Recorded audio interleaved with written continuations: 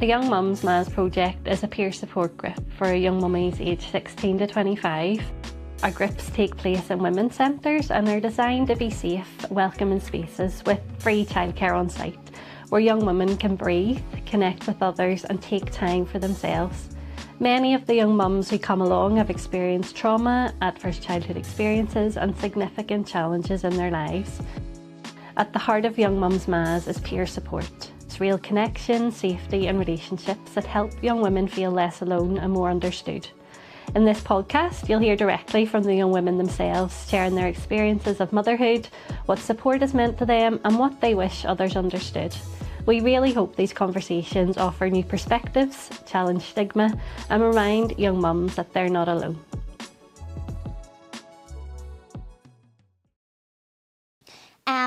Two red lines. We're going to talk about the time whenever you found out you were pregnant and seeing those two red lines on the stick. Obviously, like, everyone's experience that is different. How you felt, who you told. So just want to hear your own wee story, Abby, about how you found out you were pregnant.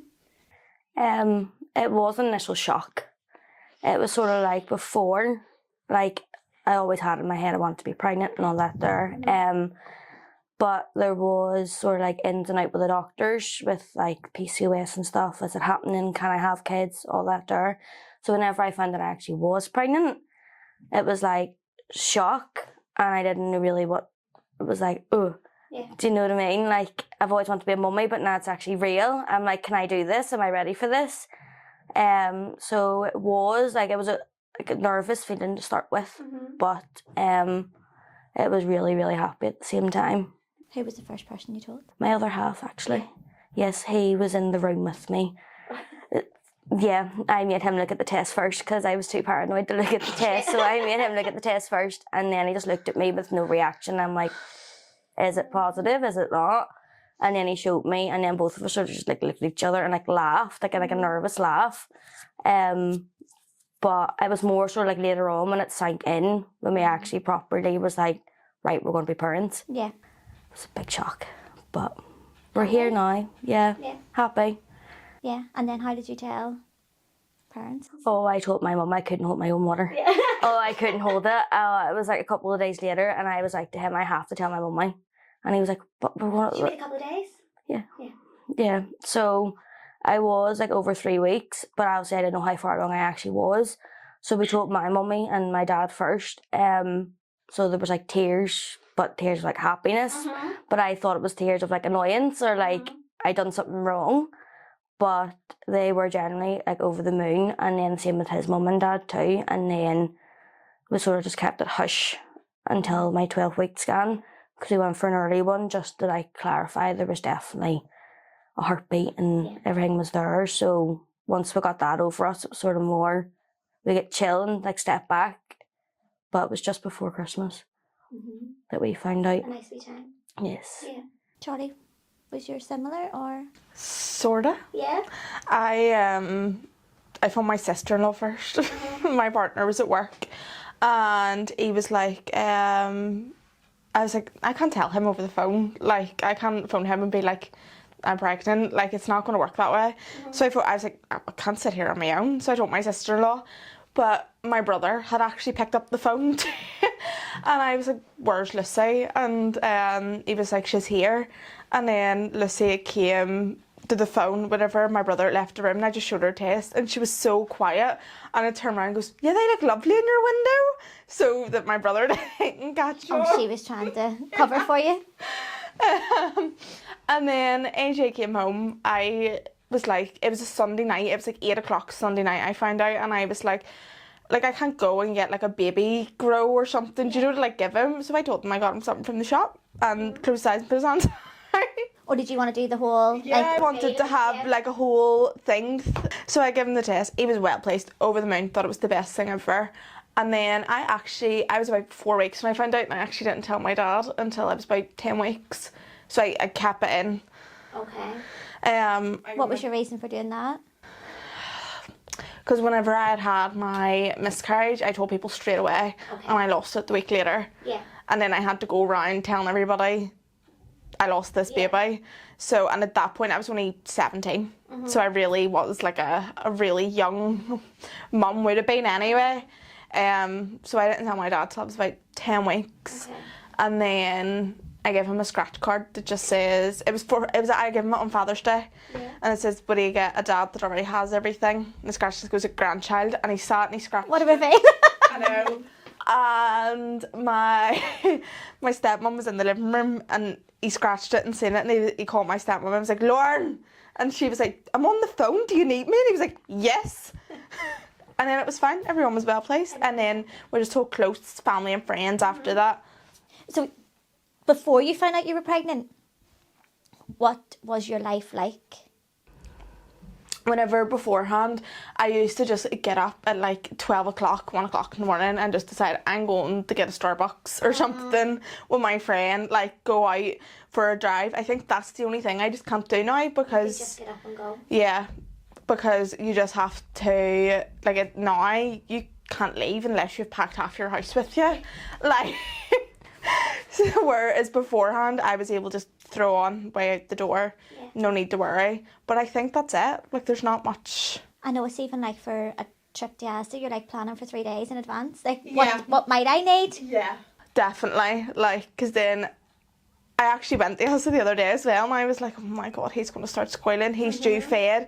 I think he's due fed at this time, so we'll go at this time, so then he'll be round about his nap. And but that's really the only difference, just having to constantly plan everything now. Whereas beforehand, it was up and go. I'm gone.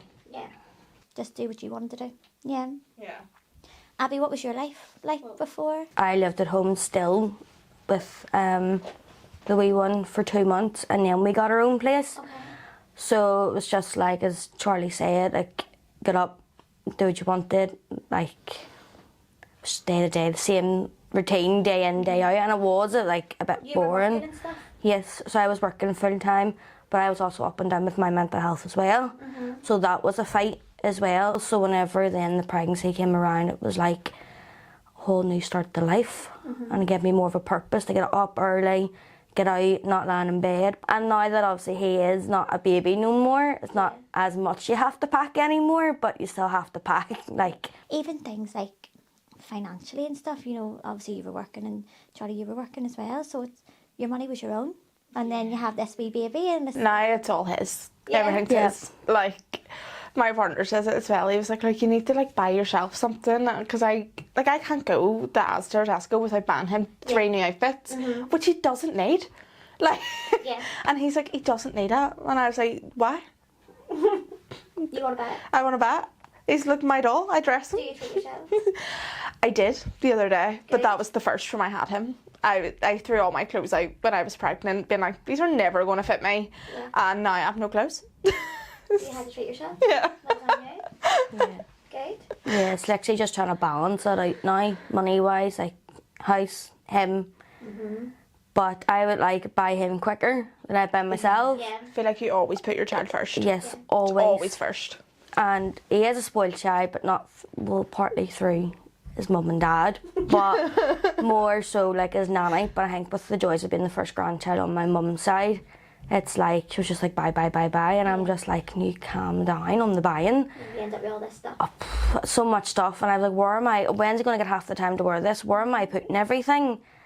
Honestly, but I am thankful in a way that I got on my feet with my mum, because my mum was a great help, especially when he went back to work after the 2 weeks. Support system. So yeah, it was good living at home. I'm glad I had the support for 2 months to get on my feet, find my way and routine with the child before then I got out on own. Yeah. And it's made it a bit easier, the transition then. And from my life before I had him to now, it's definitely a whole different purpose. Like, it gives you a proper purpose just to live now, and it's so much better. Lovely. Was there a moment, like after you found out you were pregnant, during pregnancy, where it just hit you? Did you have that, like, wow moment of, I'm actually going to be in charge of a baby, like, this is my responsibility? I don't think mine hit me until I was being wheeled around for my emergency section. Okay. Like, the pregnancy was not a breeze, but like just the whole time I knew I was just getting bigger. I was huge, I was like at the full pregnancy waddle, everything going on, but even at that I was like, I don't believe there's a child I'm about to be a mum. And it wasn't until I did my 12 hours of labour and then got wheeled round for my emergency section, I was like, oh God, like this is happening. Like I'm what? Like madness. I didn't know how to feel, and obviously in that point I was also in too much pain that I was like, I can't even think about this right now. Like, and then once he was born, it was just, it sort of just felt natural type of thing. Like it wasn't, but I suppose it's different for everybody. Like people don't think it feels natural till like a few weeks in, which also is the way I felt as well until about 2 weeks ago. And he started actually becoming more himself, like more personality and stuff. I'm like, God, like this is actually my child. Abby, did you get a like wow moment of realisation? Ever really sunk in? It's like, lucky you, only 12 hours. I was 22. In labour? In labour, 22 hours. Active labour? Yes. How fun. It was a great time. So it was. But no, it was sort of never really sunk in. Like my pregnancy at the very start was very up and down. I was in and out of hospital, just not being able to eat, being sick and stuff. It was sort of more like gracefully went on as like 20 weeks onwards. My pregnancy was like, finally, like I'm pregnant, like I can enjoy it now. I think it sort of kicked in when I felt the move for the first time. It was like, right, okay, I definitely have a child like in there that gets mad. But as Charlie said, like when you have your baby and he's in your, like they're in your arms, it just sort of feels natural. Yeah, like I can't imagine my life before him. And did you ever have moments of, you know, this feeling of like, how am I going to financially support this baby? How am I going to do this?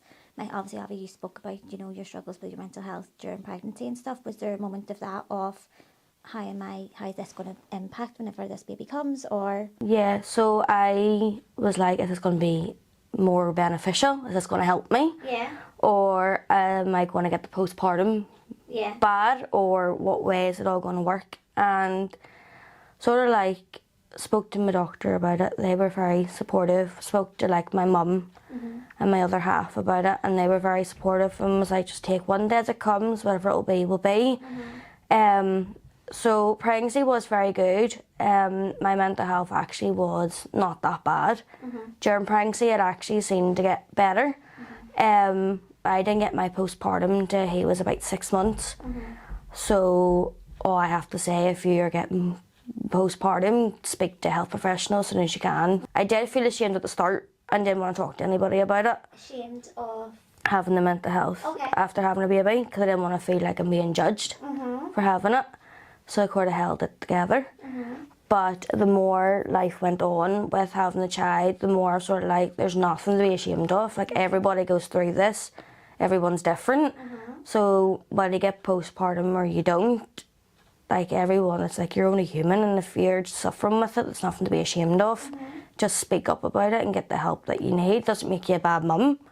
It's just speak up about it. So what point then was there a point that you remember feeling like, I may be judged for being a young mum?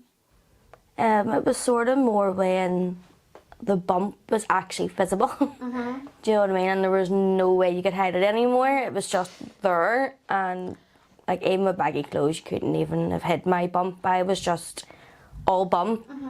And I do remember walking through like shopping centres and stuff, and I'm like with my mum, and I'm like, it was people looking at me, like it was like. But I never in the back of my head had it out that my time wasn't right. I knew whenever I was had to have my child, it was a gift, and the time would be right just whenever I had him. And what about from other people? Did you get that feeling from others? Was there a sort of, did anybody look at you differently for the fact that you were a young mum, or? Yeah, it was sort of more the looks and staring at me. Because I actually heard a few wee sly comments of the older generation being like, oh, you think she looks a bit young to have a baby, like is she going to be able to do it? No, like, and it was sort of later on in pregnancy, like the hormones, just a bit snappy with the hormones, and I was just like, if you don't have nothing nice to say about me being pregnant, try not to say it. I was like, I may be young compared to some other people, but there's nothing wrong with it. And well done you for starting. So I sort of held my ground. My mum sort of just looked at me. And I'm like, yeah. So, and I think, obviously, I am quite shy and quite a nervous person, but I think... Yeah, do you find your voice from being a mum? I think I have. I've been more quite like, I'll stick up for myself quicker now from having my son, and I think that's a good thing. It's a brilliant thing, yeah. From having him. Same. What about you, Tori? Did you have? Sort of the same. Once Yeah. I was like, couldn't hide the bump anymore. Like, my bump was huge. I think I asked the doctor 4 times if I had twins in my stomach. Like, I was massive. And then when, like, my first outings with him, you would just constantly see everyone staring, like, is that hers? Like, is that her baby, or is that like her sibling? Because I actually a few weeks ago was out with my stepmom and all my siblings, and then my child, and I like said to my stepmom, I was like, I wonder if people just think that all of us are yours. Yeah. And then there's just me, like I'm yours as well. But it was sort of around about the same. But it's as well with the older generation. If there was the odd that would come and speak to me, no one likes his name. They think because they're so used to just such common names. Yeah. And like, Traditional names. yeah, like there's been times people be like, oh, what's his name? I'd be like, oh, it's Atlas. And they would be like, oh. And just change the subject. And I'd be like, okay. What about your response? Like the response from people when you found out you were pregnant, or when you started to tell people you were pregnant? Do you think it was different based off the fact that you were a young mum? I don't know. I think for close friends and stuff, I think it was fine. I think they were more buzzing than I was. My dad, I don't think so. I think he was a bit excited, like he was happy. I do remember though, the first time I was pregnant, he had said to me that he's just upset. 'Cause I remember I went to his house and I walked in, I had my head down, I was like, are you angry with me? And he was like, no. He was like, I'm just upset that you don't get to go and live your life type of thing. Because the first time I was 17. But this time he was fine. I think he just would have rather me accomplish more things. Yeah. Now my dad absolutely loves Atlas, adores him. He thinks it's the best thing ever being a granda. Yeah. There is that type of thing though, isn't it? Like with a young mum when she falls pregnant, it's like, this is it. Like this is all you're gonna, like, that's your life over. Nearly, isn't it? Like that's what you would be told, nearly. But you are doing amazing things and getting up and getting on with life. And I done my education, I went on holidays, I had a life, and that's what my nanny had said. It's like, it's not like you haven't achieved anything. Like, you went and done your education, you're in a job, like your partner's in a good job, like you've been together like 5 years. It's not like you're just together and stuff, so it's all very supportive and stuff. And now, like, from Alfie's been born, it's like they all love him. yeah, you both sound like you have really supportive families and friends. Yeah, like my dad would text me and or phone me and goes, I haven't seen him in 3 days, you may bring him round here. Like, I can bring him with a bag. no worries, you have him. That's my See you mum. later. That is my mum. My mum would be like, I haven't heard from you today, so what's Alfie done? And I'm like, oh, Yeah. okay. Like, my nanny's the same. My nanny rings me every single night when the child goes to bed. How was he today? How is he today? And I'm like, yeah, he's grand. Like, okay. He's fine. Yeah. I'd be like, you know, if he wasn't like. I know. Honestly, yeah. So obviously there's a lot of assumptions and stuff being made or gets made about young mums. Have you heard anything, or like, has there ever been anything said to you that you're just like, that's absolutely not true, or something you were maybe keen to just prove wrong, like that assumption you were keen to prove wrong? The biggest one is people say your life's over. Yeah. Your life's done. You can't do anything. Like, I did have some people say to me, being like you can travel the world and this. I was like, yes, I can. There's just an extra person come with me. Like, I will be taking him on holidays. I will be doing, like, he's included in everything. Like, my life is not ended. It's just begun. Yeah. Type of way. So it's not, and they also think we're not capable. You're too young. You can't look after your child. you're still a child yourself. No. This little human being needs me, I will be there. Yeah. And Type of way. Was that something you had said to you? Like, yeah. you were just... That my life was over. Yeah. One, they were like, and I was like, my life isn't over. It's not. Like, are you sure you want to go through with this? Like, your life's over, and just as Charlie said. But, and to back Charlie again, like, it's not over. Do you know what I mean? Like, it's a whole new life, a whole new chapter just beginning, and it's something so much more fun to look forward to. Has anything surprised you about yourself? Like, what has surprised you the most about yourself after you seen the red lines, after you became pregnant? Either through your journey of pregnancy or becoming a mum, what surprised you the most about yourself? I think I just became like this whole different version of myself. Right. And I was just never thought that it would have been me, if that makes sense. Like, I always, I don't know, it's really hard to explain, but just not gonna lie, before I was pregnant, I was so lazy. I was the laziest person ever. I would rather just lie on my bed all day and sleep. Like, but the amount that I do now, just for this one little tiny human, I just never expected it to be my life. Yeah. Like, especially with me being young, I saw, like, people my age are out partying in the Telegraph every weekend. I would rather be in my bed by 8 o'clock. Yeah. With a cup of tea. Oh, so same. Yeah, like, it's just, I never... But you're content with that? Yeah, like, I love it, but also then I'm at the same time being like, if I didn't have a child, would I be one of those people out partying in the Telegraph every weekend? Like, but I wouldn't change it. Like, I love my night routine. It is the best part of my day. No one prepares you just for, like, just the automatic, like, mummy mode Yeah, that you just go into. Yeah. And don't get me wrong, like, maybe a tiny part of me misses going out, but I don't at the same time. I'd rather be in the house, jammies, no makeup on, messy hair, messing about, being weird and goofy with my son. And I live for the days that we just stay in our jammies and we're just goofing, like dancing about the house, and there's just us. Yeah. And it's just so chill and so real. Do you agree, Charlie, that mummy mode just... Yeah, it just, like that. Like, I was changing nappies, and, like, I think I can change a nappy in 5 seconds. Like, and my partner is always like, how can you do that? Like, he always argues with me about me changing them because I do it faster. Yeah. That's his excuse. Oh, I do it faster. I do it faster, yeah. So he's like, you can do it faster. And then the other day I was actually talking to him, and he was like, what was it? He said something about what I do for the child or whatever, and I was like, do you want to live like me for a day? I was like, he's like, I need to go to the toilet. I was like, put him in your hip. Yeah. Go to the toilet while holding him. I was like, make his bottle one-handed. Yeah. Do this. And he was like, no. Like, see if he's there and he's like, oh, can you do this? And I was like, I do that when you're not here. Yeah, mums are like superhuman. Like, come on now.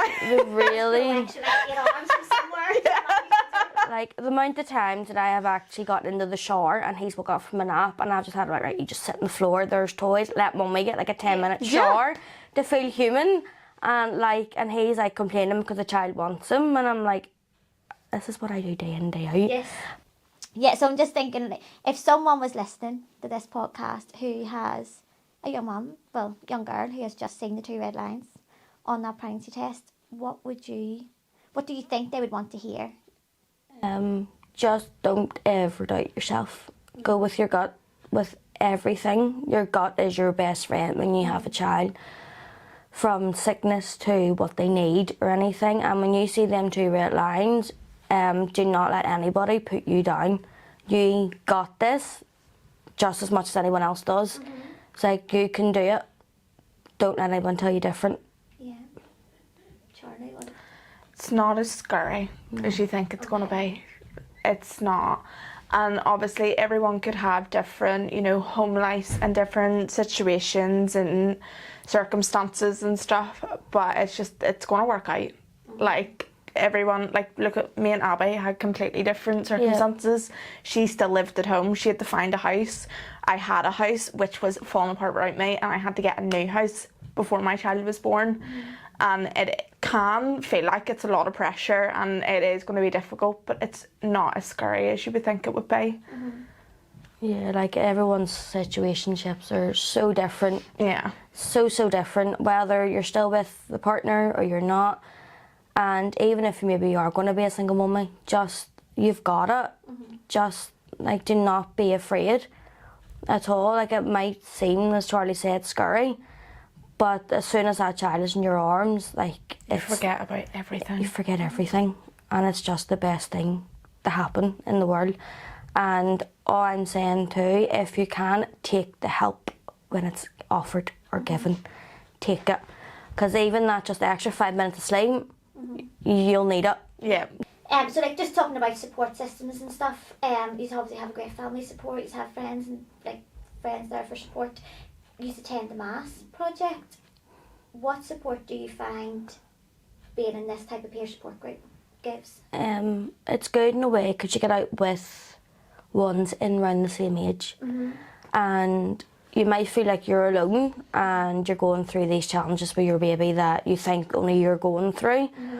But when you're with everybody else, and like with Charlie, her Atlas is younger than my Alfie, she could be going through issues. I'm like, I've been there, try this. So it's kind of like she's maybe going through stuff that maybe someone else has went through in the group. So we're just all there to like give advice, support each other, being like, you're not the only one through this. My child went through this too. Do you know what I mean? Share tips. Yeah, we're all just sharing life. You know what I mean? Like, we're just there to like support and help each other, and it's good just to get out, and it's made me personally feel like I'm not alone with certain situations of like what's going through, and it has been good for me to get out just for that 2 hours, and I feel like it's a support system. It's very good just all of us being together, having a laugh, and just being there for each other so we're not alone. Yeah. I think it's good to have adult interaction. Yes. Because you're sitting for days just talking to your child. I'm like, my child can't even say words yet. He just shouts at me. Just shouts and squeals and does whatever. And then like someone comes to speak to you and you're like, what? Yeah. My brain's just not picking up what you're saying. But it also is really good.